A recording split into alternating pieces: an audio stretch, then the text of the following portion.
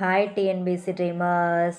நம்மளுக்கு current affairs தான் இனி வரப்போகிற டிஎன்பிசியில் மெயின் ரோல் ப்ளே பண்ண போகுது. ஏன்னா இப்போ எல்லாருமே தமிழை விட ஜிஎஸ் தான் நல்லா படிக்க ஸ்டார்ட் பண்ணிட்டாங்க. ஜிஎஸ்சில் உள்ள எல்லா யூனிட்ஸ்லேயுமே நடப்பு நிகழ்வுகள் ஆட் பண்ணியிருக்காங்க. ஸோ அதனால் எவ்வளோ கொஷின்ஸ் கேட்பாங்கன்னு நம்மளுக்கு எக்ஸாக்டாக தெரியாது. மினிமம் 17 கொஸ்டின் கேட்கலாம். ஸோ அதனால் நம்ம டெய்லியும் கரண்ட் அஃபேர்ஸ் பார்க்குறது கொஞ்சம் நல்லது.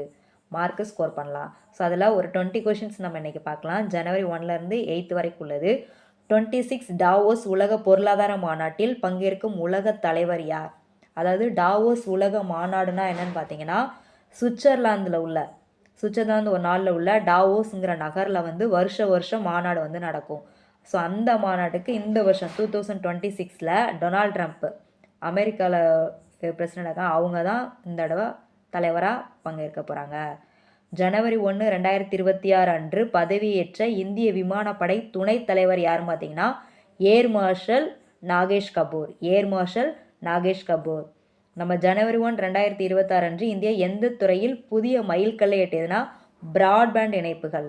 அதாவது நிறையா மக்கள் வந்து இப்போ ப்ராட்பேண்ட் வந்து யூஸ் பண்ண ஆரம்பிச்சிட்டாங்க. நெட்ஒர்க் இல்லாமல் நம்மளால் வாழ முடியாதுங்கிற சுச்சுவேஷனுக்கு வந்தாச்சு. நெக்ஸ்ட் ஜனவரி 1, 2026 அன்று இந்தியா பாகிஸ்தான் இடையே பரிமாற்றப்பட்ட பட்டியல் என்னதுன்னா அணு நிறுவல் பட்டியல். அதுக்கடுத்து ஜனவரி 1, 9 ஆண்டுகளை நிறைவு செய்த மத்திய அரசு திட்டம் என்னது பார்த்தீங்கன்னா பிரதான் மந்திரி மாத்ரு வந்தன யோஜனா. அதாவது கர்ப்பிணி பெண்களுக்கு வந்து 5,000. இது வந்து ஒரு சென்ட்ரல் கவர்மெண்ட் ஸ்கீமு. ஸோ ப்ரெக்னென்ட்டான ஃபஸ்ட்டு சைல்டுக்கு வந்து 5,000 கொடுப்பாங்க. ஃபஸ்ட் இன்ஸ்டால்மெண்ட் 3,000, அதுக்கப்புறம் ஒரு 2,000 கொடுப்பாங்க. ஸோ அது மக்களுக்கு யூஸ் ஆகும். ஜனவரி 4 அன்று கொண்டாடப்படும் சர்வதேச தினம் வந்து உலக பிராயில் தினம். இது எல்லாருக்குமே தெரிஞ்சிருக்கும். 2026 ஆண்டிற்கான இந்திய இராணுவத்தின் கருப்பொருள், அதாவது தீம் சொல்லுவோம்ல, அது என்னன்னு பார்த்தீங்கன்னா year of networking and data centricity.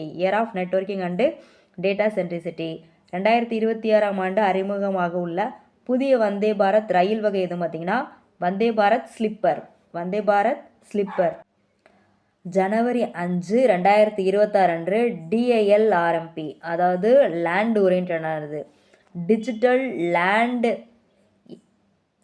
Digital India land records monetisation சொல்லுவாங்க. ஸோ அதில் வந்து லேண்ட் ஸ்டாக் பற்றின டிஜிட்டல் தளம் வந்து ஒன்று கொண்டு வந்திருக்காங்க.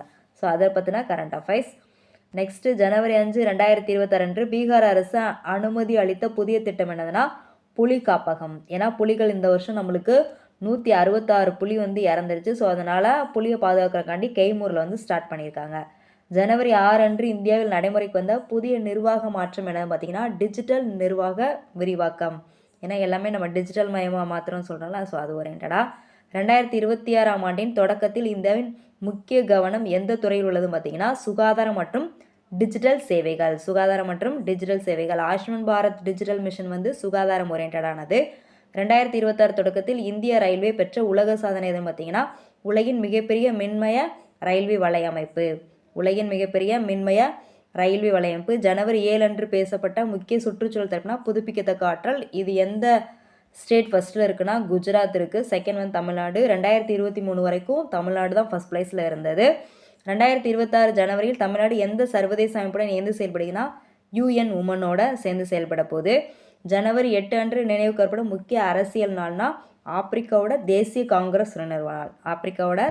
காங்கிரஸ் நிறுவன நாள். 2026 தொடக்கத்தில் இந்தியாவின் முக்கிய பாதுகாப்பு கவனம் என்னதுன்னா எல்லை உட்கட்டமைப்பு. 2026 ஆண்டில் கல்வித்துறையில் எதை அமல்படுத்தப்படனா தேசிய கல்விக் கொள்கை 2020. 2026 ஜனவரி முதல் வாரத்தில் இந்தியாவின் சர்வதேச கவனம் எந்த துறையில் அதிகம் உள்ளதுன்னு பார்த்தீங்கன்னா பொருளாதாரமும் தூதரகமும். ஸோ தேங்க்ஸ் ஃபார் வாட்சிங். Kindly subscribe. இதோட PDF உங்களுக்கு வேணால் நம்ம டெலகிராமில் இருக்குது, வேணுங்கிறவங்க டவுன் பண்ணி யூஸ் பண்ணிக்கோங்க. தேங்க்ஸ் ஃபார் வாட்சிங். Kindly subscribe.